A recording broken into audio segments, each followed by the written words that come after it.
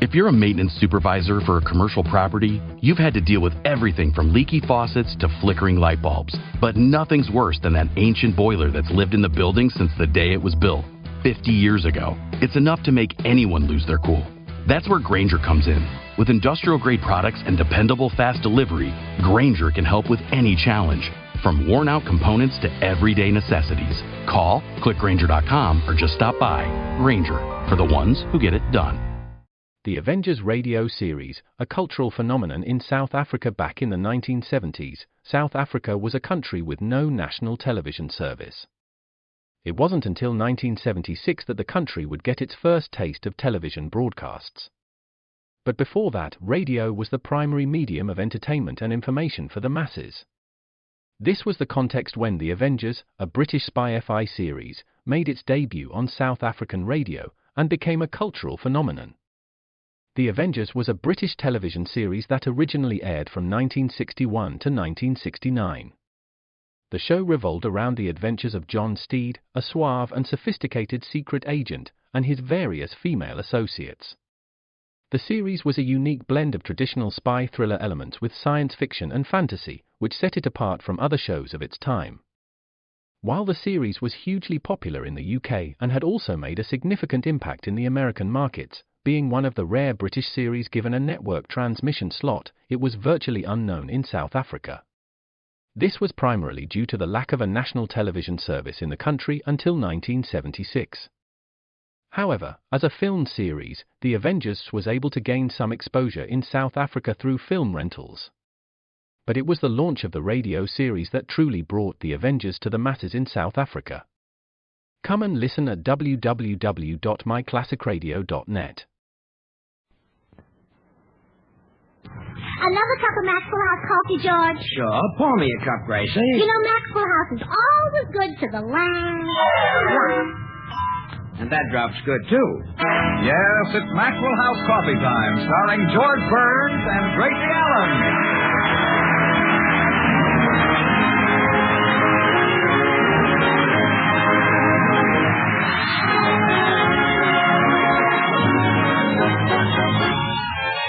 With yours truly, Toby Reed, Gail Gordon, Elliot Lewis, Hans Conried, Verna Felton, Meredith Wilson, and the Maxwell House Orchestra, and Bill Goodwin. For America's Thursday night comedy enjoyment, it's George and Gracie. And for America's everyday coffee drinking enjoyment, it's Maxwell House. Today, more Americans buy and enjoy Maxwell House than any other brand of coffee at any price. Yes, Maxwell House, always good to the last drop.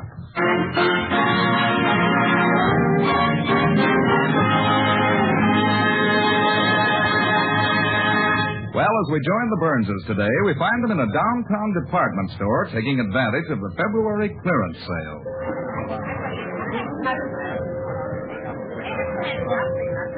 These clearance sales are wonderful places to save money, George. Yeah, I guess so.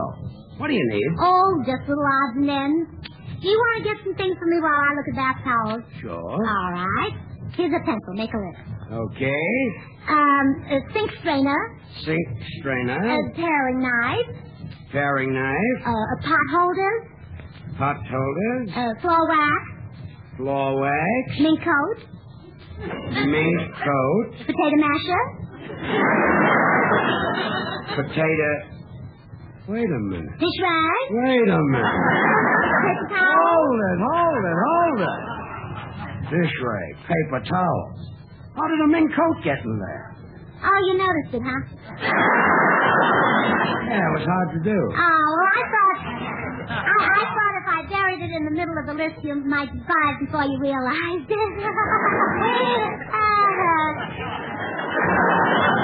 Forget it, huh? Forget it. I should say Well, that. is it all right if I get an old beat-up second-hand mink coat? Second-hand? Well, I'll be about the 15th to wear it. Who wore it before? 14 minks.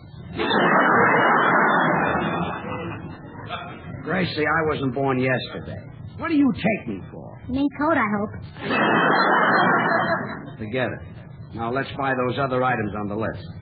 How many potholders do you need? 14. What kind? Mink, I'll sew them together. I said forget the mink coat. Oh, all right. Now, where shall we go first? The fur department. I want to make a phone call. We'll make it from here. But up there, I can make it for nothing. Really? Well, sure, you get a free call with every mink coat. Gracie, you're not getting me in the fur department. Now, let's get in the elevator and do the other shopping. Going up. Step back in the car, please. Where are the kitchen utensils? Kitchenware is on the 4th floor. Step back in the car, please. We're packed in here like sardines now. Yeah, my back itches. Would you scratch it for me, George? Sure.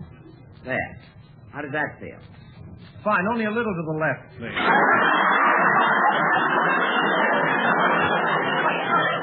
Oh, I'm sorry. I got the wrong bag. There. How was that? Fresh. Again, I missed. George, my back still itches.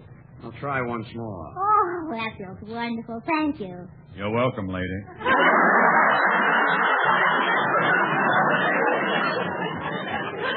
You did it? Then whose back am I scratching? Mine, and take it easy. Your nails are very sharp. Start the elevator, will you?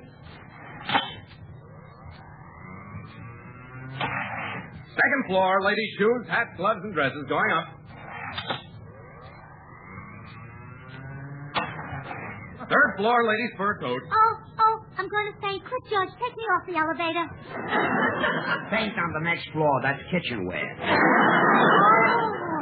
Oh, I'm passing out. No, you're not. You're staying right here. Sir, your wife has fainted. Mind your own business. Are you just going to stand there with an unconscious wife? Why not? I've been doing it for 14 years.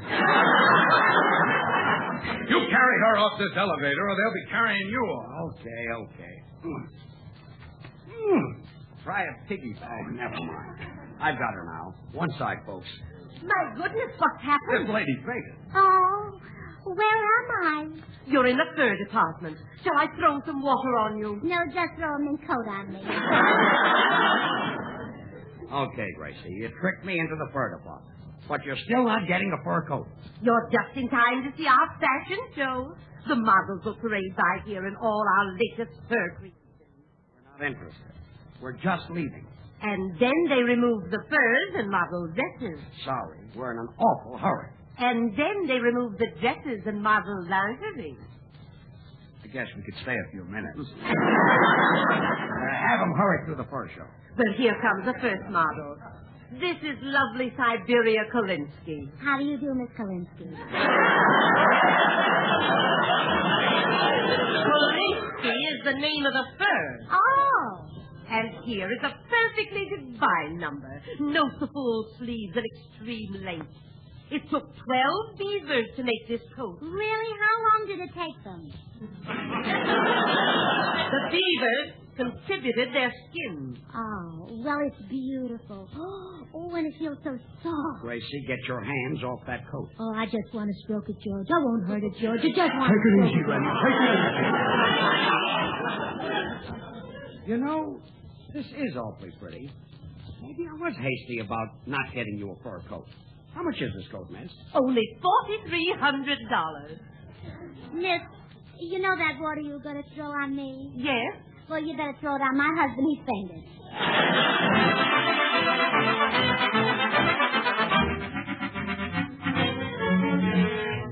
Now, Gracie, ever since we got home from the store, you've been after me for a fur coat. The answer is still no. Oh, now you're turning on the tears. I suppose I'm a brute. I suppose I treat you like a dog. No, you don't. Of course not. The dog has a fur coat. Will you stop? Oh, everyone has fur but me. Cats have fur. Rabbits have fur. And you have 3 hairs on your chest.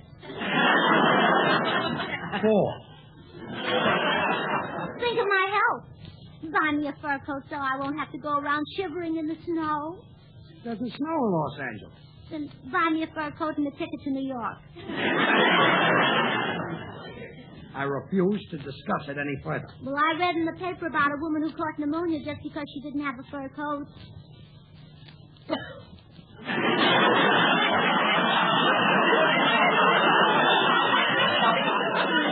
She caught pneumonia and died. Better have your black suit pressed, George. Marry again, but not too soon. Remember me a while. And George, take my insurance money and buy yourself a fur coat. I don't want you to go the way I'm going.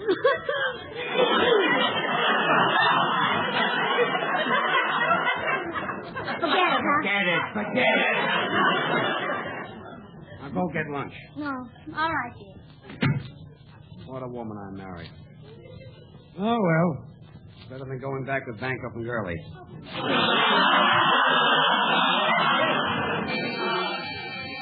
Come in. Howdy, little man. Oh, hello, Mr. Judson. Say, I wish I had some of that Texas oil money of yours. Gracie wants a fur coat. Why, shucks, down home I got one for my wife, and it didn't cost me nothing. I just went out in the woods and shot some rabbits. And made her a coat? Yep, beautiful mink coat. Mr. Judson, you can't make a mink coat out of rabbit fur. These was Texas rabbits. Oh, I forgot. Everything is better in Texas. You bet your life. Texas is better than the other 47 states put together. I'm surprised you admit that there are other states. Why, sure. Them 47 states are the USA. Right. The United Suburbs of Amarillo. Mr. Judson, USA means the United States of America. Yankee propaganda. I guess so. Now, you do what I done and shoot your wife a fur coat. Of course, it was easy for me because I'm a dead shot. I just drawed a bead and plugged that rabbit 4 times. Well, if you're such a good shot, why did you have to plug it 4 times? I done it a purpose. I knew I was going to make a coat out of it, so I shot in the buttonhole. Take it easy, Mr. Judson. Man, where I come from, that's just ordinary shooting. We got fellas in Texas can shoot the yolk out of the egg without touching the white. Mr. Judson. That's why they sent all the soldiers down there to be trained. During the war, that state was just full of happy sex. Happy sex? Don't you mean sad sex? In Texas? I lost my head. Hello, Mr. Judson. Howdy, little lady. Say, I was telling your husband how I went hunting and got enough animals to make my wife a fur coat. Why, that's a wonderful idea. George can do that, too. How did you get them, Mr. Judson? Knocked them over with my Remington. Oh, hit him on the head with a typewriter, huh? Hit him on the head.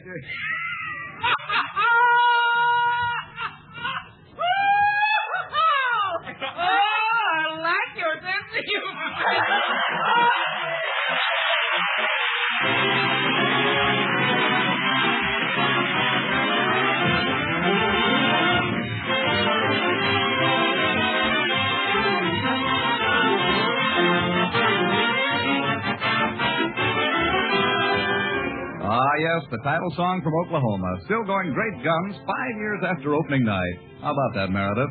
What keeps these songs on the hit list? Is it that marvelous Rogers sense of melody? Well, there's more to it than just melody, Toby. The Rogers score always blends all musical parts perfectly. Show you what I mean. Here's one of the biggest hits from Oklahoma. Now, see if you can recognize it when we play only the mellow harmony.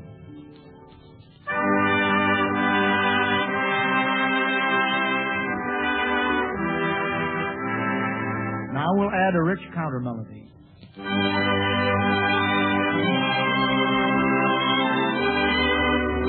Well, that's mighty appealing, Meredith, but I still can't name it.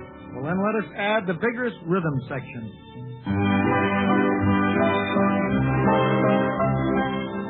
And now we'll round out the song with a melody to complete this blend of one of the most popular American songs of recent years.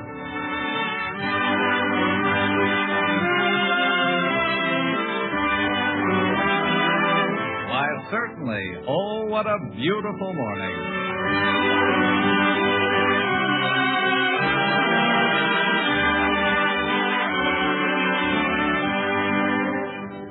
And friends, just as America's favorite melodies are created by carefully blending many orchestral parts, So too with the creation of America's favorite brand of coffee, Maxwell House. For the superb good to the last drop flavor of Maxwell House is achieved by blending not one, but many varieties of premium, Highland-grown Latin American coffees. With painstaking care and skill, the Maxwell House expert selects Manizales for mellowness.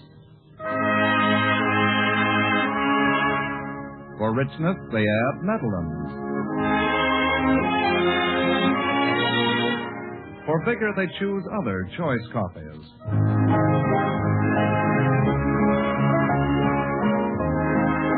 And for fine, full body, they add Bucaramangas.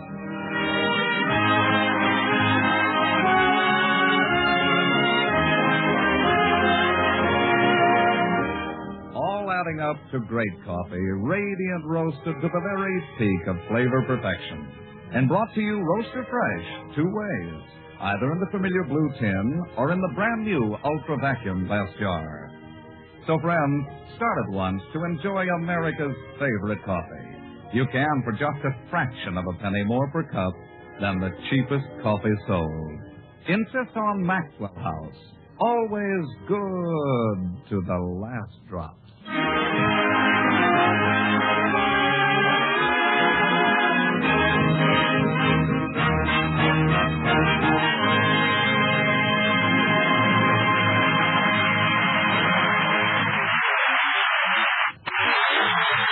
Now listen, Gracie.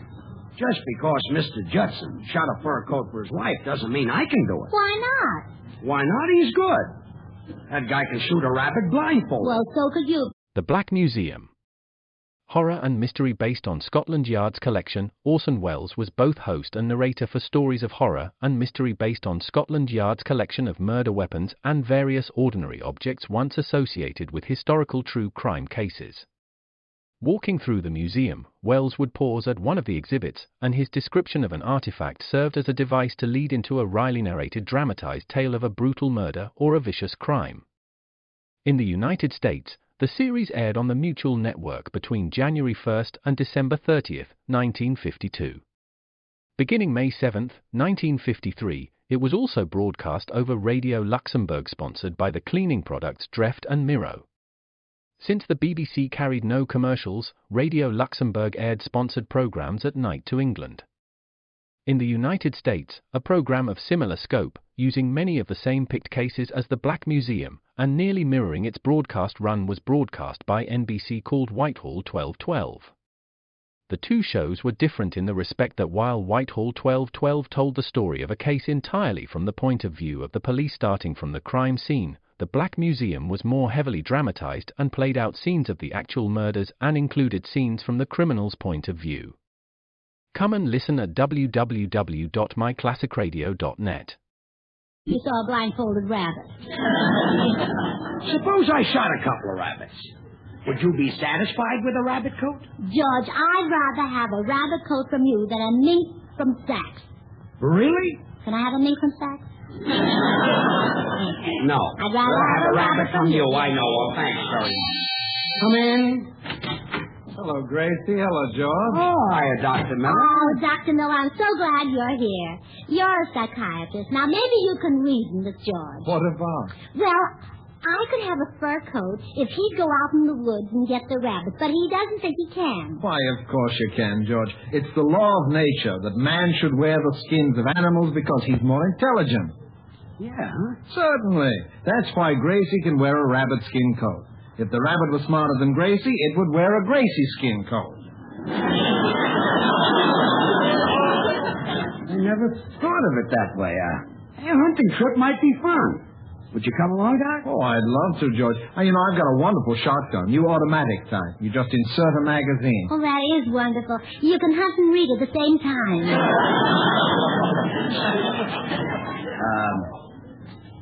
What are you thinking about, Doc? I was just wondering how a rabbit would look in a Gracie skin coat. I see what you mean. Come in. Hello, all. Oh, hello, Meredith. Hey, Mare, would you like to go hunting with Doc and me? Oh, you bet I would, George.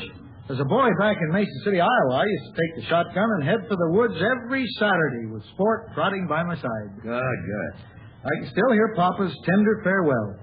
Be careful and don't shoot yourself, son. Those shells cost money.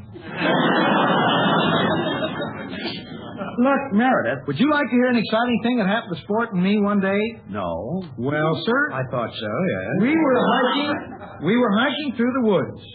Sport was frisking about, licking my hand, when suddenly he stumbled upon a rattlesnake. With a startled cry, he yelled, "Meredith, save me from the reptile!" Well, sir... Wait a minute. Your dog said that? Well, Sport isn't a dog. He's my brother. Well, sir, but you said he was licking your hand. Yeah, I've been eating a peanut butter and jelly sandwich. Well, sir, I will go hunting with George, don't you want to hear the finish of my story? Oh, no. Very well. I'll plan on going hunting with you. Good. And don't worry about shooting yourself. I'll pay for the shell. Thanks. Goodbye, all. Oh, go. What are you thinking about now, Doc? There goes another skin for the rabbits. Yeah, the rabbits are too up on us. Well, perhaps we can even the score on this hunting trip, huh? Well, why don't you invite Mr. Judson and Bill Goodwin to go along? Oh, good idea. I bet that Judson's a crack shot. Oh, not as good as George. I remember the time George went hunting with a bird dog, a pointer, and a setter at his heels, and a big sack over his shoulder to carry the game in. He only fired 3 shots, but when he got home, that sack was full. What was in it? A bird dog, a pointer, and a setter. I can't understand what happened. I've got eyes like a hawk.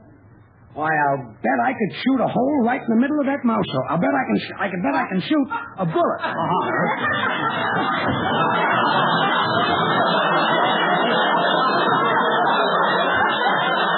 wouldn't worry, Doc. That's only twice today. I'll go and come in again. Yeah. I'll start. Let me give myself 2 beats. 1, 2. I'll bet I could shoot a bullet right in the middle of that mouse hole. Good. What mouse hole? In the corner. That's the fireplace. I wrecked it, didn't I, Doc? Well, Doc, my car's at the garage and it's being tuned up. I'll go after it. You call the other fellow.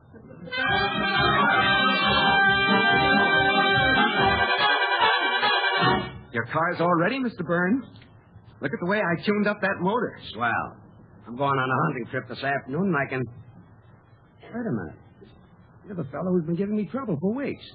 You always had a different job and you always lost your temper. Only because I was a poor, frustrated soul, pushed into jobs where I didn't belong by the fickle finger of fate. I see. But now that I'm a mechanic, I do things that really help people. Why, I ground your valves and I scraped your carbon. If you want me to, I'll adjust your gasket.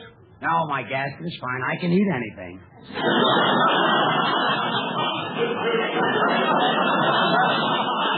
I'm so happy with this job. Glad to hear it. Let's have my keys. Being a mechanic has taught me a lot about life, too.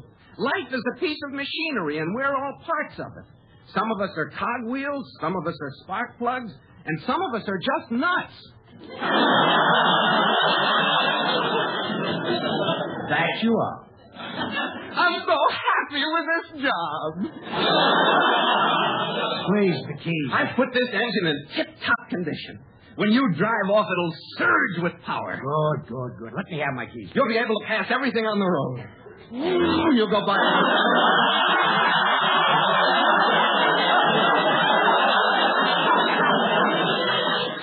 You'll go by. Okay. Now get me the keys, please. I'm so happy with this job. I can see you now zooming along faster and faster. 50, 60, 70, 80, 90. Wait a minute. Driving that fast is very dangerous. I won't drive fast. Give me the keys. No, you might lose control. You'll skid. You'll go off the road. I'll go 5 miles an hour. The key. You'll crash into a train, be thrown out of the car. You'll land on your head and get a concussion. I'll ride a bicycle. The key. You may recover, but for the rest of your life, you'll have blinding headaches. And all because the garage man made me tune up this motor. I'll use a scooter. The keys. Well, I want no part of it.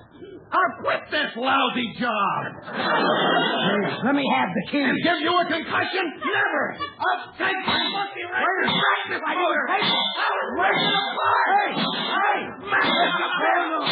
Oh, no.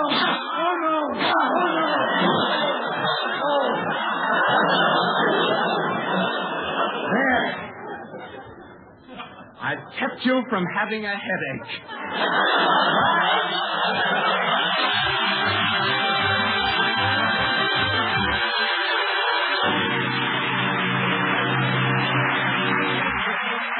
Now, George, calm down. Bill says we can take his car on the hunting trip. Oh, sure, George. I do lots of hunting in my car. Where do you hunt, Bill? Up and down Hollywood Boulevard. But there's no wildlife on Hollywood Boulevard. Oh, silly girl. This is a different kind of hunting we're going to do, Bill. So for once, get your mind off women. Well, okay, George. From now on, I'll concentrate on Mother Nature and the trees and the flowers. Good. Are you an outdoor lover, Bill? Oh, yes. Not bad indoors, either. Bill, can't you think about something besides women? Think about animals. Oh, all right, George. I'll think about those soft little creatures running around in Griffith Park and... Oops, there I go again. This guy is murder. Now, look, Bill, do you want to go hunting or don't you? Well, I do, George, I do, but it's hard for me to forget women. Oh, bother the women. Don't suggest that. We'll never go hunting. You're not kidding. Come in. Come on, Mr. Judson and Meredith, and I are ready. Yeah, I'm hankering to do some shooting. Me too. Say, how about food? We've got it. I told Gracie to put some real hunter's grub in these packs for us.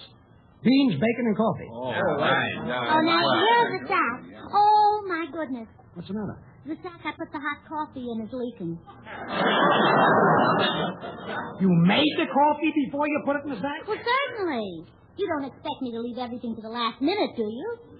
Gracie, when it comes to coffee, just leave everything to wonderful Maxwell House. Oh, yes, it's the very best in coffee drinking pleasure. Yet it costs but a fraction of a penny more per cup than the cheapest coffee you can buy. Yeah, I understand that with thousands of brands to choose from, more people buy and enjoy Maxwell House than any other brand of coffee in Texas. Not just in Texas, Mr. Judson, in the world. Well, I was making it sound more important. Well, anyway, Gracie, you can make the coffee out in the woods. Just take our coffee pot. All right, but where will I plug it in? Not the electric one. Never mind, little lady. I got a coffee pot in my camping outfit. Yeah, Gracie, you just bring along a tin or a jar of that roaster fresh Maxwell House coffee. You know, it comes to your roaster fresh 2 ways now, in the familiar blue vacuum tin or in the new ultra vacuum glass jar. All right, Bill. Well, let's get going. I want to shoot some rabbits. You think you can hit one, little man? Oh, George is a wonderful shot. He can shoot from the shoulders or he can shoot from the hip. Yeah. Can't wait to get out there and take a couple of pot shots. Shoots from there, too, huh? Come on. Let's go. Let's go.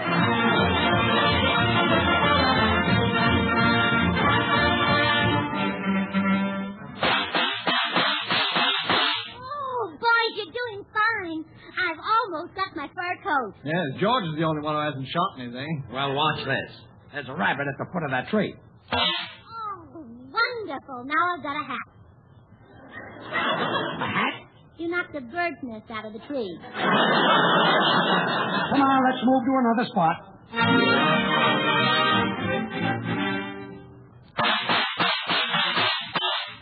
Well, you'll soon have your coat, Gracie. I got 5 rabbits. How many have you got, Doc? 7.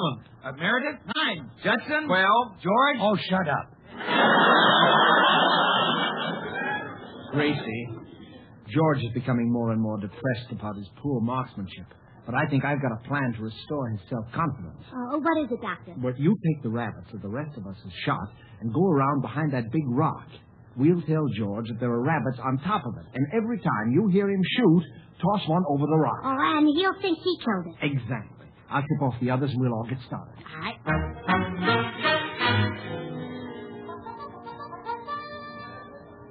George, look, there's a rabbit on top of that rock. Where? I don't see it. It's there, shoot. Okay.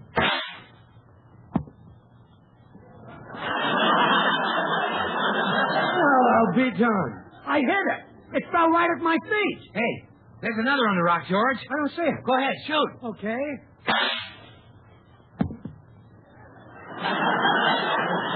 Again, I got one. Yonder's another one, George. Same spot. Where? I can't see Never it. mind, just shoot. 3 in a row. Boy, I've got eyes like a hawk. There's another one, George. See, right there. Never mind, I can see it. Hey, I'm terrific. Bang, and I've got a rabbit.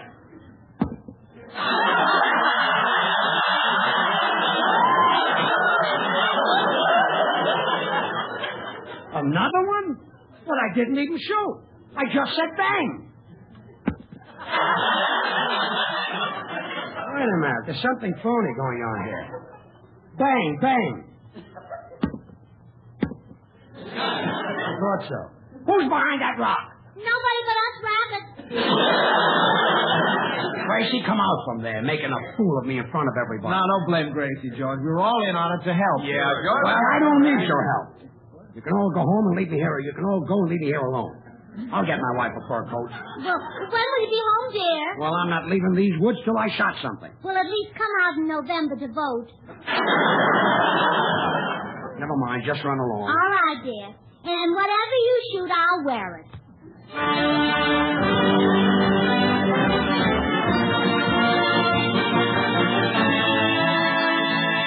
Oh, George, I knew you could do it. I'm so proud of you. Are you really happy with what I shot? Oh, you bet I am, darling.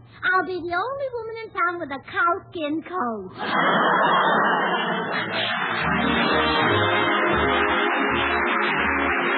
Join us again next Thursday when we'll all be back. George Burns, Gracie Allen, Bill Goodwin, Meredith Wilson, and our guest, Kay Kaiser. The Maxwell House Orchestra, of course, and yours truly, Toby Reed. Good things. The easy way. Do you like good things the easy way? Then get instant Maxwell House coffee. So good. So good. True coffee flavor and fragrance, because Instant Maxwell House is not a so-called coffee product. It's all pure Maxwell House coffee in instant form. And so easy. So easy. Instant Maxwell House means great coffee instantly in your cup. No fuss, no muss, no bother. Today, try Instant Maxwell House. Instantly good to the last drop. Good night, folks. Until next Thursday, good night and good luck from the makers of Maxwell House, America's #1 preferred brand of coffee.